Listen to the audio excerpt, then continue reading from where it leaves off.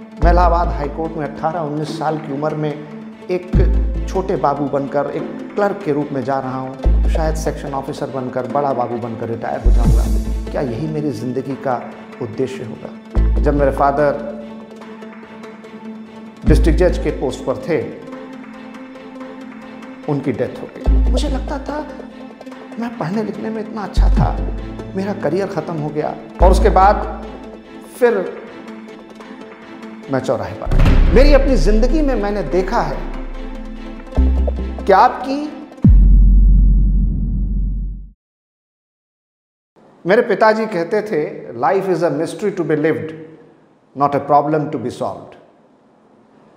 और मैंने हमेशा इस बात पर यकीन किया कि हाँ, ज़िंदगी जिस रूप में आए, जिस तरह से आए, हमें बस उसको उसी तरह से जीना है, समझना है।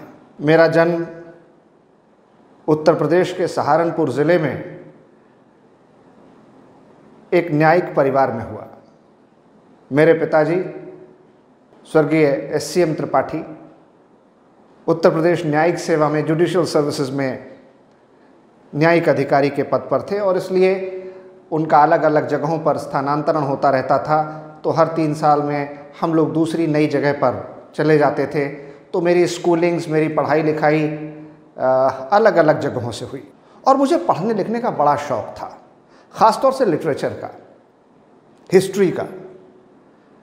मैंने लाइब्रेरी की, एडमिनिस्ट्रेटिव ट्रेनिंग इंस्टीट्यूट नैनीताल की लाइब्रेरी की हिस्ट्री और लिटरेचर से जुड़ी लगभग सारी किताबें पढ़ ली थी। और मुझे लगा कि नहीं, मेरी ज़िंदगी हमेशा ऐसे ही रोशन, भविष्य ऐसे ही उज्जवल और आने वाला कल, मेरा मुस्तकबिल इतना ही उजालों और कामयाबी से भरा हुआ है कि अचानक जब मेरे फादर डिस्ट्रिक्ट जज के पोस्ट पर थे, उनकी डेथ हो गई। और उनकी मौत, उनके इंतकाल ने, उनकी अचानक हुई उस मृत्यु ने हमारे पूरे परिवार को झकझोर के रख दिया। हम लोग सीधे अर्श से फर्श पर आ गए, आसमां से ज़मीन पर आ गए। तो एक बड़ा परिवार था। मेरी 5 बहनों में से केवल 2 की शादी हो पाई थी, 3 बड़ी बहनें थीं, मैं था, मेरी माताजी थीं। पेंशन मिलना शुरू नहीं हुई थी और रहने के लिए कोई घर नहीं था। जो सरकारी आवास मिला करता था, सरकारी सुविधाएं मिला करती थी, सरकारी पद से जुड़े हुए जो तमाम लाभ मिला करते थे, वो धीरे धीरे करके सब ख़त्म होते गए। जो हमारे अपने नाते रिश्तेदार, आस पड़ोस के लोग जो हमसे पहले अपने रिश्ते, अपने संबंध बनाने के लिए लगातार कोशिशें किया करते थे, वो धीरे धीरे दूर होते चले गए। उनको ये लगने लगा कहीं ऐसा ना हो कि ये लड़का हमसे मदद मांग ले, कहीं हमसे रुपए पैसे की कुछ मांग कर बैठे, कहीं इनकी बड़ी बहनों की शादी के लिए हमको भाग दौड़ न करना पड़े, कहीं इनकी बड़ी बहनों की शादी के लिए हमें कुछ अलग से इंतज़ाम न करना पड़े। और धीरे धीरे धीरे जो हमारे करीब हुआ करते थे, जो हमारे साथ होते थे, हमारे अपने ख़ास लोग, हमारे अपने नाते रिश्तेदार, यही हमसे मुँह मोड़ कर चले गए। और तब मेरे ऊपर अचानक पूरे परिवार की जिम्मेदारी आ गई। मेरी पढ़ाई हमेशा के लिए ऐसा मालूम हुआ रुक जाएगी और मैं अभी क्या करूं, क्या ना करूं, समझ ही नहीं पा रहा था। और फिर हमने अपने ज़िंदगी का वो बुरा वक्त देखा जिसमें हमें हर अच्छे बुरे की पहचान हुई। मेरे मन में बार बार ये ख्याल आता था कि ऊपर वाले ने मुझे ही इसके लिए क्यों चुना, और अगर इतने ही बुरे दिन दिखाने थे तो उसने फिर हमें अच्छे दिनों के सब्ज़ बाग और ख्वाब क्यों दिखाए। लेकिन ज़िंदगी तो आगे बढ़नी ही थी। और मैंने इलाहाबाद यूनिवर्सिटी में ग्रेजुएशन फर्स्ट ईयर में दाखिला लिया। ये बात 1990 की है। और उसके बाद मैंने अपने परिवार, अपनी ज़िंदगी को संभालने के लिए न्यूज़पेपर बेचने से लेकर सीज़ फायर, उन दिनों एक नया प्रोडक्ट आया हुआ था जो फायर एक्सटिंग्विशर के तौर पर काम किया करता था, मैंने उसको जगह जगह पर बेचने का भी काम शुरू किया। छोटे मोटे ट्यूशन्स, क्लासेस और जहाँ जो काम मिल जाता था, वो चाहे होटल हो, ईंट भट्टे की जगह हो, हर जगह जा कर के मैं काम मांगता था। जिस रूप में जहाँ भी जिस तरीक़े से मुझे काम मिल जाता था मैं काम करता था। शर्म भी आती थी, संकोच भी होता था, इसका भी डर लगता था कि कहीं किसी को पता न चल जाए कि ये जज साहब का लड़का है, लोग क्या कहेंगे।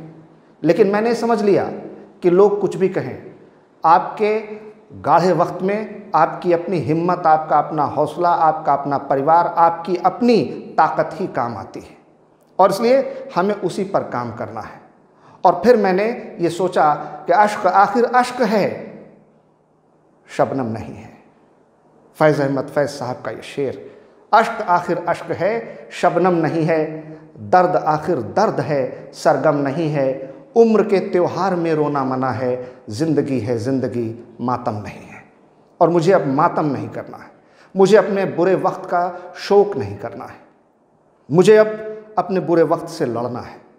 और फिर मैंने धीरे धीरे अपनी चीज़ों को जो बिखर चुकी थी, टूट चुकी थी, उनको संवारना शुरू किया।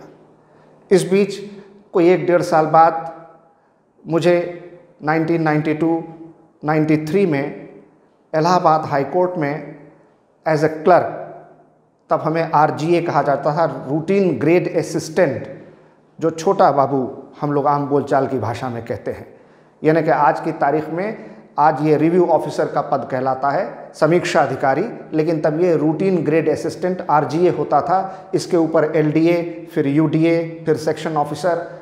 मुझे लगता था मैं पढ़ने लिखने में इतना अच्छा था, मेरा करियर ख़त्म हो गया। मैं इलाहाबाद हाई कोर्ट में 18-19 साल की उम्र में एक छोटे बाबू बनकर एक क्लर्क के रूप में जा रहा हूँ और शायद सेक्शन ऑफिसर बनकर, बड़ा बाबू बनकर रिटायर हो जाऊँगा। क्या यही मेरी ज़िंदगी का उद्देश्य होगा? क्या मेरी ज़िंदगी यहीं ख़त्म हो जाएगी? खैर, मैंने इलाहाबाद यूनिवर्सिटी से किसी तरीके से हाई कोर्ट में नौकरी करते हुए भी अपनी पढ़ाई जारी रखी और BA करने के बाद इलाहाबाद यूनिवर्सिटी से मैंने लॉ भी किया। और इसी के साथ साथ जैसे ही मेरा ग्रेजुएशन कंप्लीट हुआ, मैं UPSC की combined defence services examination CDSC के इम्तिहान में बैठा और मेरा सिलेक्शन रिटन एग्ज़ाम में हुआ। और फिर मैं SSB बेंगलुरु गया और मैं जेंटलमैन कैडेट के तौर पर ऑफिसर्स ट्रेनिंग एकेडमी, भारतीय थल सेना का एक अधिकारी बनने के लिए OTA की ओर रवाना हुआ। लेकिन यहाँ पर भी ज़िंदगी को कुछ और ही मंजूर था। और फिर OTA की ट्रेनिंग के दौरान ही वहाँ पर मेरे घुटनों में चोट लगी और मैं मेडिकल ग्राउंड पर बाहर हो गया। और उसके बाद फिर मैं चौराहे पर आ गया। अब मेरे पास इलाहाबाद हाई कोर्ट की नौकरी भी छूट चुकी थी, फ़ौज में जाने का मेरा सपना भी टूट चुका था, फिर आमदनी का कोई ज़रिया नहीं था। मैं सोचने लगा अब क्या करूँगा। और मुझे याद आता है कि अंत हो उद्गम न हो संभव नहीं, अंत हो उद्गम न हो संभव नहीं, यामिनी हो तम न हो संभव नहीं, मत शिकायत कर दुखी है तू यहाँ, जिंदगी हो गम न हो संभव नहीं। और इस तरह से फिर बार बार उतार चढ़ाव, गिरना संभलना, अच्छा बुरा, ये वक्त चलता रहा। और 1998 में मैं लखनऊ आ गया और लखनऊ मैंने masters in public administration Lucknow university में दाखिला लिया।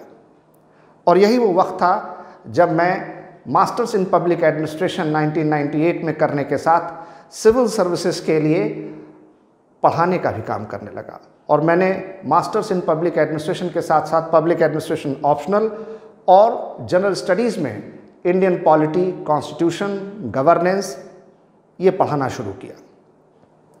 तब वैट्स ICS लखनऊ एक इंस्टीट्यूट के रूप में लखनऊ में इस्टेब्लिश किया जा चुका था।